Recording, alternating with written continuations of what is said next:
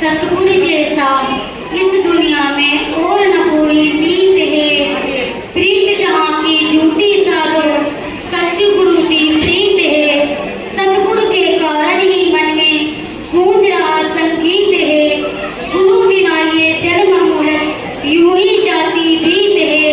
कई हरदेव गुरु के पासे गूंगा गाता गीत है। और सत्संग जी आज इन्हीं की कृपा है। अगर हम सत्संग जी हम सभी जानते हैं कि ये चाहे तो सत्संग जी गूंगे से भी राग लगा सकता है। सत्संग जी आज इन्हीं की कृपा है जो आज दासी यहाँ खड़ी होकर आप जी के समक्ष कुछ बोल पा रही है। ये भी इन्हीं की कृपा है। और सत्संग जी एक निरंकारी परिवार होता है और सत्संग जी निरंकारी परिवार का बच्चा स्कूल सत्संग जी पढ़ने जाता है और सत्संग जी उनके पापा कहते हैं कि बेटा आज आपने क्या पढ़ा है, आज आपके टीचर ने क्या पढ़ाया है। तो बेटा कहता है कि पापा आज मेरे टीचर ने 30 और टेट में अंतर बताया है। तो बेटा कहता है अच्छा तो चलो आप बताओ, ये क्लास मेरे पास रखा है, इसे क्या कहेंगे।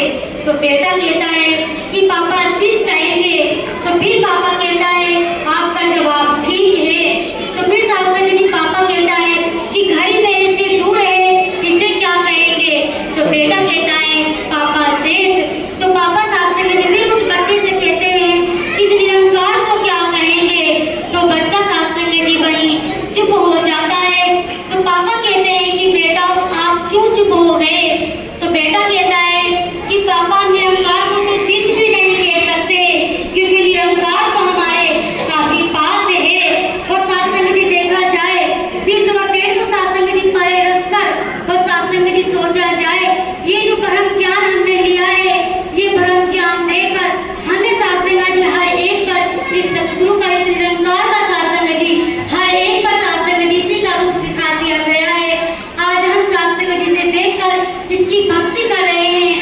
सत्संग जी वो बहनों की सत्संग जी एक बात आती है कि सत्संग जी बहनों के मन पर सत्संग जी एक बात चलती है कि आज मेरे बच्चे की जॉब नहीं लगी है, ऐसे क्या कारण है।